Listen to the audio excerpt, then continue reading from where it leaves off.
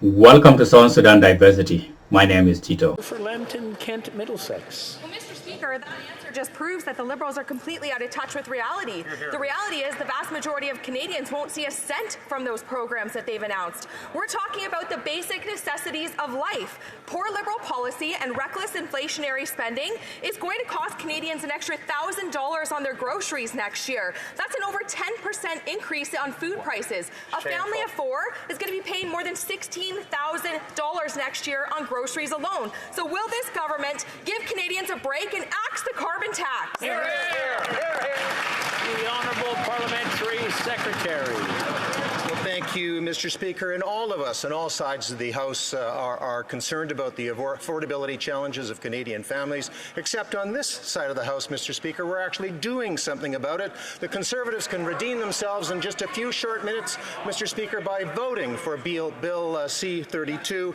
And, Mr. Speaker, as the honourable member will know, as the price on pollution increases, so does the climate rebate. Unfortunately, Mr. Speaker, the honourable leader of the opposition doesn't support that. He supports investing in cryptocurrency. Canadians are losing their shirt, Mr. Speaker, and that's very unfortunate. The Honourable Member for Foothills. Mr. Speaker, I'll tell you what the Liberals are doing. They're forcing Canadians to the food bank.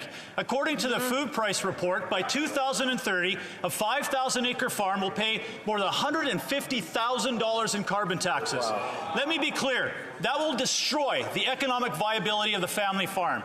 Dr. Sylvain Charlebois already said we are losing family farms because of the carbon tax. Right. This is putting our food security at risk. Will the Prime Minister cancel his carbon tax on food production, or is the Liberal goal simply to bankrupt Canadian farmers and force Canadians to the food bank? The Honourable Minister of Immigration.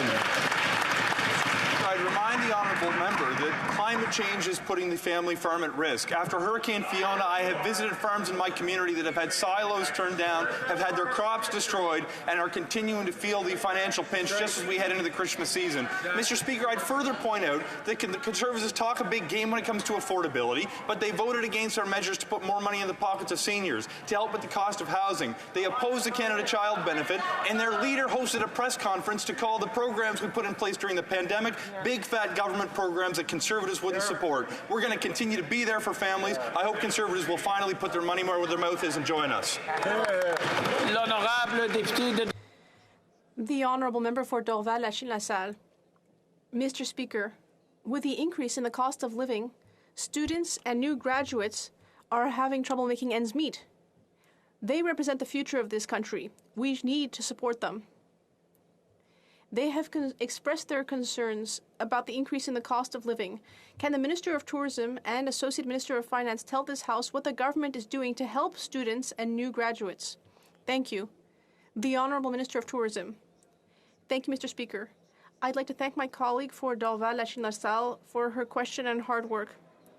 With the increase in the cost of living, our government has quickly taken action to support Canadians who need it most.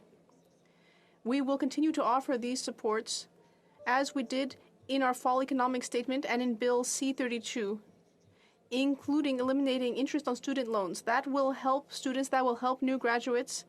We will ensure that Canadians continue to have money in their pockets. The Conservatives can support us in that in an hour by supporting Bill C-32. Member of Physician. Thanks for watching. Please feel free to suggest any topics to be covered by South Sudan Diversity, and remember to subscribe if you like what you see.